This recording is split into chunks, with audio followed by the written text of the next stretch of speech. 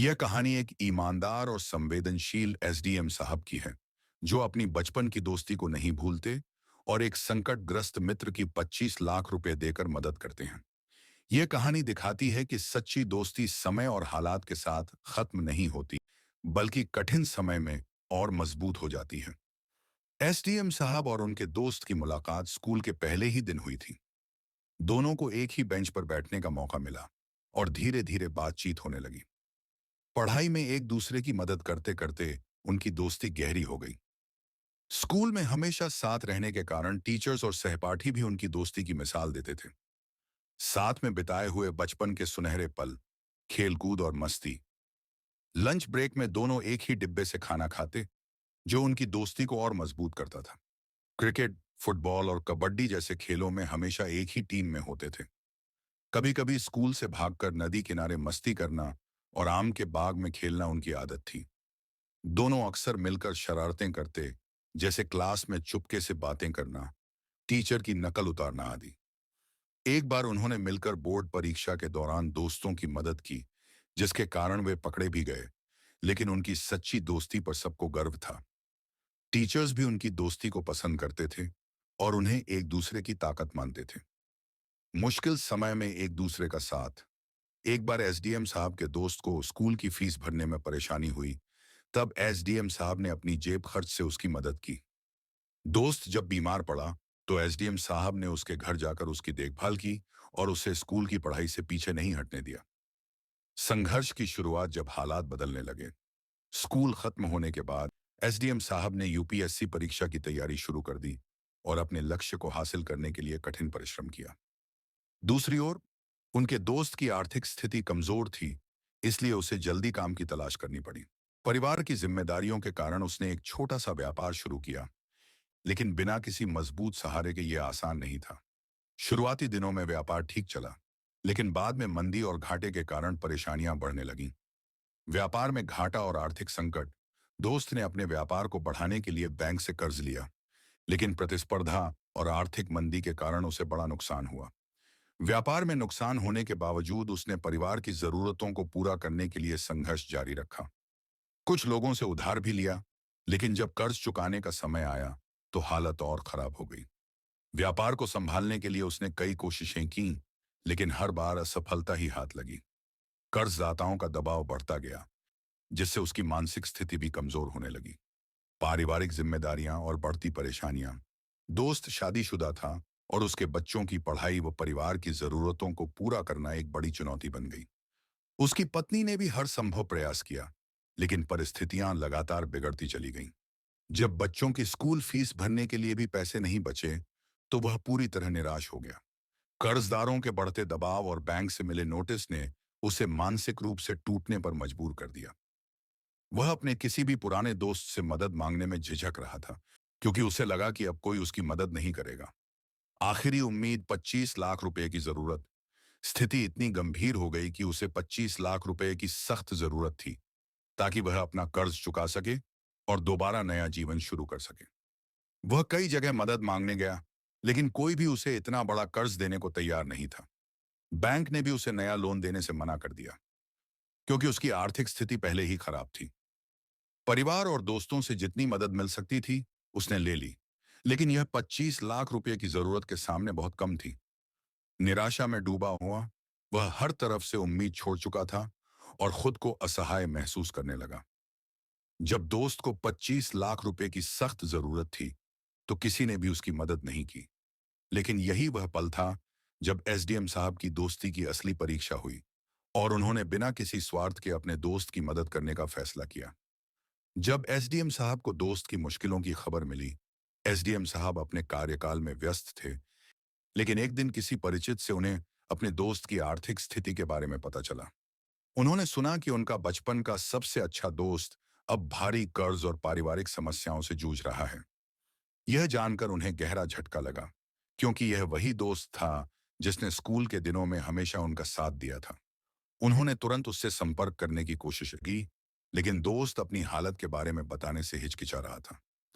दोस्त से मुलाकात और सच्चाई का पता लगना, कई बार बुलाने और भरोसा दिलाने के बाद आखिरकार दोस्त ने एसडीएम साहब से मुलाकात की। पहले तो उसने अपनी तकलीफों को छिपाने की कोशिश की, लेकिन एसडीएम साहब के स्नेह और भरोसे ने उसे सच्चाई बताने के लिए मजबूर कर दिया। दोस्त ने बताया कि व्यापार में भारी घाटा हुआ, बैंक का कर्ज सिर पर चढ़ गया, परिवार की जरूरतें पूरी नहीं हो पा रही और कर्जदाता घर तक आकर धमका रहे हैं।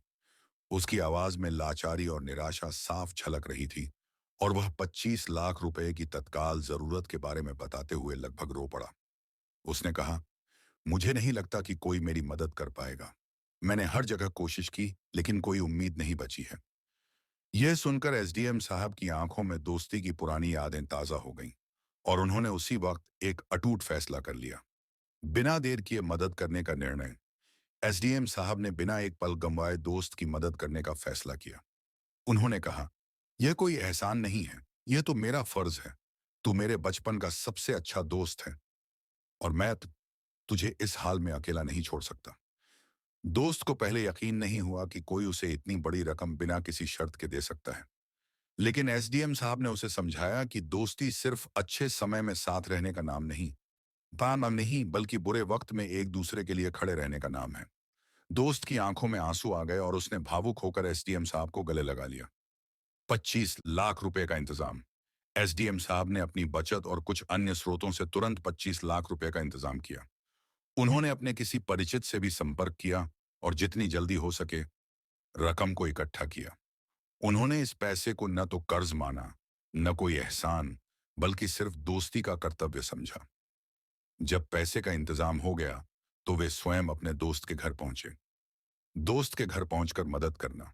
जब एसडीएम साहब दोस्त के घर पहुंचे और उसे 25 लाख रुपए सौंपे, तो दोस्त को यकीन ही नहीं हुआ। उसकी आंखों से आंसू छलक पड़े, क्योंकि उसे उम्मीद नहीं थी कि कोई उसकी इतनी बड़ी मदद करेगा। उसने कहा, मैं यह पैसा कैसे लौटाऊंगा? एसडीएम साहब ने मुस्कुराकर जवाब दिया, तू मुझे कुछ लौटाने की जरूरत नहीं है। अगर सच में कुछ लौटाना है, तो बस अपनी जिंदगी फिर से बना और मेहनत से आगे बढ़। दोस्त की पत्नी और परिवार ने भी एसडीएम साहब का दिल से धन्यवाद किया, क्योंकि यह मदद उनकी जिंदगी को दोबारा संवारने का मौका थी। दोस्ती की जीत और एक नई शुरुआत। इस मदद के बाद दोस्त ने अपने व्यापार को फिर से खड़ा करने की योजना बनाई। एसडीएम साहब ने उसे आगे बढ़ने और आत्मनिर्भर बनने की प्रेरणा दी। धीरे धीरे दोस्त का व्यापार फिर से सही रास्ते पर आ गया और वह आर्थिक रूप से मजबूत हो गया। अब दोस्त पहले की तरह गरीब और मजबूर नहीं था, बल्कि एक सफल बिजनेसमैन बन चुका था। एक दिन एसडीएम साहब अपने बेटे को लेकर अपने दोस्त की साइकिल की दुकान पर पहुंचे और वहां जो हुआ, वह दोस्ती की खूबसूरती और मजाकिया लम्हों से भरा हुआ था। जब एसडीएम साहब दोस्त की दुकान पर पहुंचे, बेटा साइकिल खरीदने की जिद करता है। एसडीएम साहब का छोटा बेटा आदित्य 10 साल का था और उसे साइकिल का बहुत शौक था। उसने जिद पकड़ ली, पापा मुझे नई साइकिल चाहिए। एसडीएम साहब ने सोचा, क्यों ना दोस्त की दुकान से ही साइकिल खरीदूं। उन्होंने बेटे को गाड़ी में बिठाया और सीधे दोस्त की दुकान पर पहुंच गए। दोस्त की दुकान देखकर खुशी हुई। जब एसडीएम साहब पहुंचे तो देखा कि छोटी सी दुकान अब एक बड़ा शोरूम बन चुकी थी। वहां 10 से ज्यादा साइकिलों की दुकानें थीं और कई ग्राहक वहां साइकिल खरीदने आए थे। एसडीएम साहब का दोस्त अब एक बिजनेसमैन की तरह दिख रहा था। सफेद कुर्ता, माथे पर तिलक और गले में सोने की चेन। एसडीएम साहब ने हंसते हुए कहा, अरे भाई, तू तो अब टाटा बिरला बन गया। दुकान के अंदर मजेदार बातचीत। दोस्त ने एसडीएम साहब को देखकर मजाक किया। जैसे ही दोस्त ने एसडीएम साहब को देखा, वह हैरान और खुश हो गया। उसने मजाक करते हुए कहा, अरे वाह एसडीएम साहब, मेरी छोटी सी दुकान पर कैसे आना हुआ? क्या सरकार ने साइकिल चलाने का आदेश दे दिया है? एसडीएम साहब हंसकर बोले, नहीं भाई, सरकार ने नहीं, मेरे बेटे ने आदेश दिया है कि उसे साइकिल चाहिए। दोस्त ने बेटे से पूछा दोस्त ने प्यार से एसडीएम साहब के बेटे से पूछा, बेटा कौन सी साइकिल चाहिए? हमारे पास हर तरह की साइकिल है, स्पोर्ट्स, गियर वाली, माउंटेन बाइक। आदित्य ने एक चमकती हुई लाल साइकिल की तरफ इशारा किया और कहा, मुझे यही चाहिए। दोस्त ने मुस्कुराते हुए कहा, यह साइकिल बहुत स्पेशल है, इसका नाम एसडीएम एक्सप्रेस रख दूं। एसडीएम साहब हंसकर बोले, अरे भाई, अब तू मेरा नाम साइकिल पर भी बेचना चाहता है? मजाकिया सौदा। जब दोस्त ने पैसे लेने से मना कर दिया। जब दोस्त ने कहा, आपसे पैसे नहीं लूंगा, साइकिल पसंद करने के बाद एसडीएम साहब ने पैसे देने के लिए जेब से बटुआ निकाला। दोस्त ने तुरंत हाथ जोड़ लिया और कहा, भाई मैं तुझसे पैसे नहीं लूंगा। एसडीएम साहब बोले, अरे अब तू दोस्ती की दुकान चला रहा है क्या? दोस्त ने हंसकर जवाब दिया, भाई जब मैं डूब रहा था तूने 25 लाख रुपए दिए थे। अब एक साइकिल के पैसे मांगकर मैं अपनी दोस्ती को छोटा नहीं करूंगा। एसडीएम साहब की चालाकी दुकान का ऑर्डर दे दिया। एसडीएम साहब जानते थे कि उनका दोस्त पैसे नहीं लेगा, इसलिए उन्होंने एक मजेदार तरकीब निकाली। उन्होंने कहा, अगर तू पैसे नहीं लेगा तो मैं तेरी दुकान से सरकारी स्कूल के बच्चों के लिए 50 साइकिलों का ऑर्डर दे दूंगा। दोस्त की आंखें चमक उठीं। अरे वाह, ये तो जबरदस्त डील हो गई। इस तरह एसडीएम साहब ने अपने दोस्त की मदद भी कर दी और उसे खुशी भी मिल गई। दोस्ती की जीत और एक नई शुरुआत। दोस्त की दुकान और आगे बढ़ी। एसडीएम साहब के दिए गए ऑर्डर से दोस्त का व्यापार और बढ़ गया। अब वह सिर्फ एक दुकान का मालिक नहीं था, बल्कि उसने अपने बिजनेस का विस्तार कर लिया और एक बड़े साइकिल डीलर बन गए। दोस्त ने एक बोर्ड लगवाया, यहां दोस्ती बिकती नहीं। दोस्त ने अपनी दुकान के बाहर एक नया बोर्ड लगवाया, जिस पर लिखा था, यहां दोस्ती बिकती नहीं, निभाई जाती है। ये देखकर एसडीएम साहब बहुत खुश हुए और बोले, बस यही असली सफलता है। बेटे ने कहा, पापा आपके दोस्त बहुत अच्छे हैं। जब एसडीएम साहब और आदित्य दुकान से बाहर निकले तो आदित्य ने कहा, पापा आपके दोस्त बहुत अच्छे हैं। जब मैं बड़ा होऊंगा तो मैं भी अपनी दोस्ती ऐसे ही निभाऊंगा। एसडीएम साहब ने मुस्कुराकर कहा, यही सीख सबसे बड़ी पूंजी होती है। कहानी का संदेश, सच्ची दोस्ती केवल अच्छे समय में साथ रहने का नाम नहीं है, बल्कि बुरे समय में भी बिना शर्त खड़े रहने का नाम है। मदद करने के लिए सिर्फ पैसा नहीं, बल्कि सच्ची नीयत और दिल में अपनापन होना जरूरी है। जो लोग हमारी जिंदगी के मुश्किल दौर में हमारे साथ खड़े होते हैं, वे असली रिश्तों की पहचान कराते हैं। अगर हमारे पास संसाधन हैं, तो हमें जरूर दूसरों की मदद करनी चाहिए, खासकर उन लोगों की जिन्होंने कभी हमारे साथ अच्छे दिन बिताए हों। निष्कर्ष, यह कहानी सिर्फ दोस्ती की नहीं, बल्कि त्याग, निस्वार्थ प्रेम और इंसानियत की एक मिसाल है। एसडीएम साहब ने यह साबित कर दिया कि असली दोस्त वही होता है जो मुश्किल वक्त में बिना किसी स्वार्थ के आपके साथ खड़ा हो। उनकी यह मदद सिर्फ एक आर्थिक सहायता नहीं थी, बल्कि एक उम्मीद, आत्मविश्वास और नई जिंदगी की शुरुआत थी। यह कहानी हमें यह सीख देती है कि रिश्ते सिर्फ खून के नहीं होते, बल्कि सच्ची दोस्ती भी जीवन भर निभाई जा सकती है। मुझे उम्मीद है आपको कहानी पसंद आया होगा। वीडियो को लाइक करें, चैनल को सब्सक्राइब करें।